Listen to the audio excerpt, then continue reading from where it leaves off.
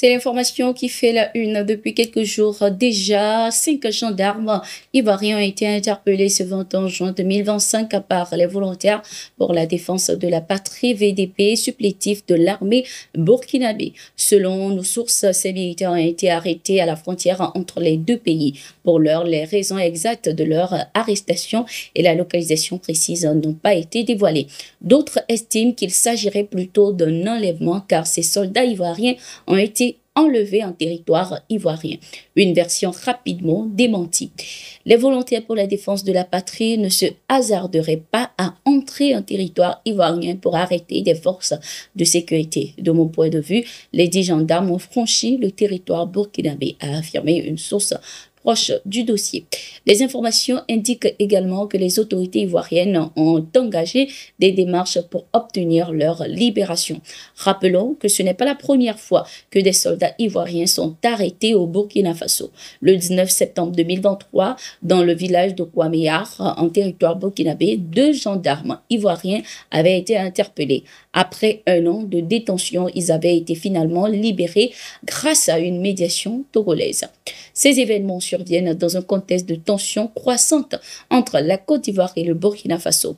Les autorités burkinabées accusent régulièrement le gouvernement ivoirien d'abriter sur le sol ivoirien des bases terroristes qui déstabilisent le Burkina Faso et la région du Sahel.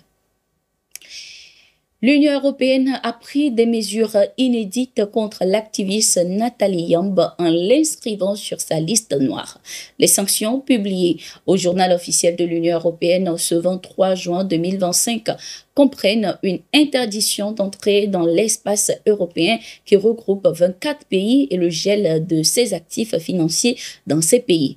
On le reproche de soutenir ouvertement la Russie et de reprendre sa rhétorique en s'attaquant à la France et à l'Occident dans une volonté de réduire complètement leur influence sur le continent africain. Depuis le sommet de Sochi en 2019, auquel elle a participé, Nathalie Yamb soutient publiquement la Russie, reprend sa rhétorique et cible particulièrement la France et les pays occidentaux dans une logique visant à évincer leur influence du continent africain, pouvait-on lire dans le communiqué. Sur ces plateformes, l'activiste Nathalie Yamb a réagi de son côté en indiquant, je cite, « Une Africaine qui parle de souveraineté, forcément une marionnette. Une femme noire qui dénonce l'exploitation naturellement téléguidée. La décision du Conseil de l'Union européenne n'est pas une sanction, c'est une confirmation.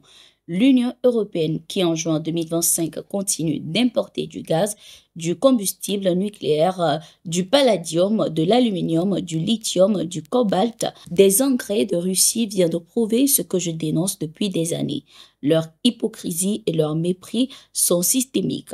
Leur racisme, leur peur et leur colonialisme aussi. Ce qu'ils ont commencé, on va terminer. » Fin de citation. Les observateurs s'interrogent sur l'impact réel de ces sanctions alors que l'influenceuse opère principalement depuis l'Afrique et les plateformes numériques. Notons que Nathalie Yamb fait de la souveraineté des pays africains son cheval de bataille.